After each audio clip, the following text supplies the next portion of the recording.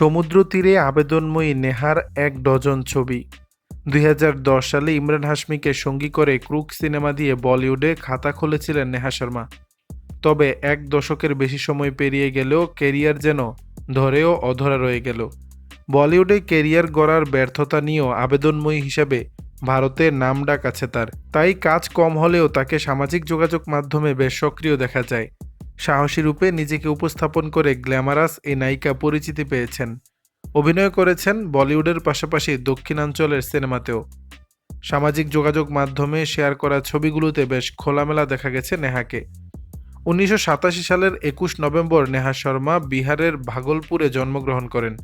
প্রস্তুতি নিয়েই বলিউডে পা রেখেছিলেন নেহা। পড়াশোনা করেছেন দিল্লির national institute of fashion technology থেকে। তারপর সুদূর ইংল্যান্ডের লন্ডনের পাইনঅ্যাপেল ড্যান্স স্টুডিও থেকে শিখেছেন হিপ হপ, সালসা আর জ্যাজ। ভারতীয় কথাকলির উপর আগেই নিয়েছিলেন দীর্ঘদিনের প্রশিক্ষণ। হটেস্ট ফিমেল ডেবিউ হিসেবে সে বছর সবার উপরে ছিলেন তিনি। Femina Miss India sexiest women in the ওয়ার্ল্ডের তালিকায় তিনি ছিলেন ৭ নম্বরে। তবু বলিউডের রাস্তায় হাঁটতে এসে হোঁচট খেয়ে পড়েছেন, তাদের কাতারেই পড়ে গেছেন নেহা। টাইমস অফ ইন্ডিয়ার জরিপে ভারতের সবচেয়ে কাঙ্ক্ষিত নারীর খাতায় নাম তুলেছেন বেশ। টাইমস অফ ইন্ডিয়ার জরিপে তাকে দেখা গেছে বেশ উপরে। একের পর এক নিজের ছবি দিয়ে আলোচনায় থাকেন তিনি।